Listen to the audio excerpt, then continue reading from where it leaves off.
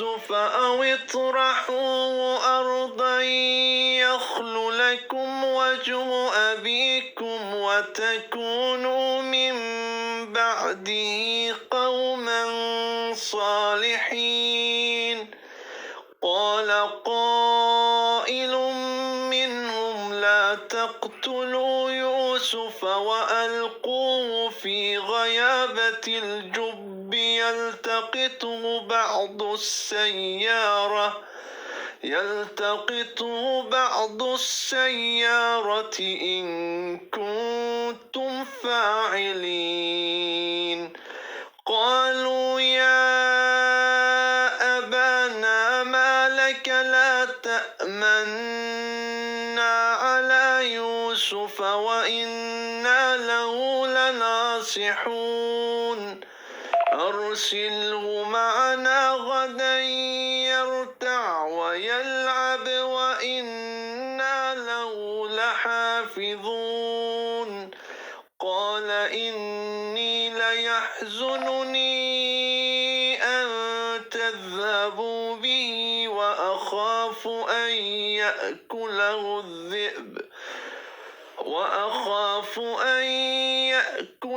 الذئب وأنتم عنه غافلون. قالوا لئن أكله الذئب ونحن عصبة إنا إذا لخاسرون. فلما ذهبوا به وأجمعوا أن يجعلوه في غيابة الجب وأوحينا إليه لتنبئنهم بأمرهم هذا وهم لا يشعرون.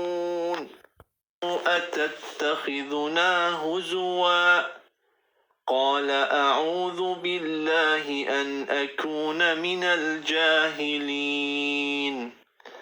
قالوا ادع لنا ربك يبين لنا ما هي. قال إنه يقول إنها بقرة لا فارض ولا بكر عوان بين ذلك فافعلوا ما تؤمرون. قالوا ادع لنا ربك يبين لنا ما لونها. قال إنه يقول إنها بقرة صفراء فاقع لونها تسر الناظرين. قالوا ادع لنا ربك يبين لنا ما هي إن البقرة شابه علينا وإنا إن شاء الله لمهتدون. قال إنه يقول إنها بقرة لا ذلول تثير الأرض ولا تسقي الحرث مسلمة لا شية فيها. قالوا الآن جئت بالحق فذبحوها وما كادوا يفعلون. وإذ قتلتم نفسا فادارأتم فيها والله مخرج ما كنتم تكتمون. فقلنا اضربوه ببعضها كذلك يحيي الله الموتى ويريكم آياته لعلكم تعقلون. ثم قست قلوبكم من بعد ذلك فهي كالحجارة أو أشد قسوة.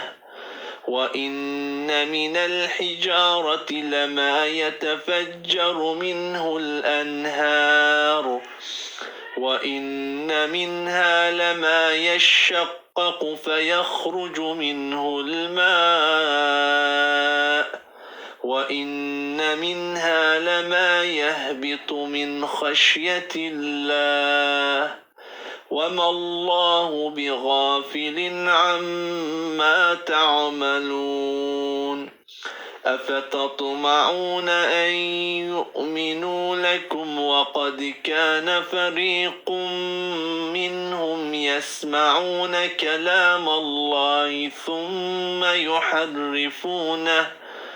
ثم يحرفونه من بعد ما عقلوه وهم يعلمون وإذا لقوا الذين آمنوا قالوا آمنا وإذا خلا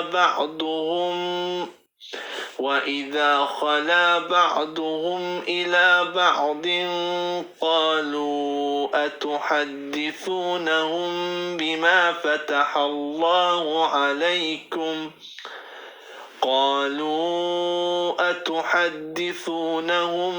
بما فتح الله عليكم ليحاجوكم به عند ربكم أفلا تعقلون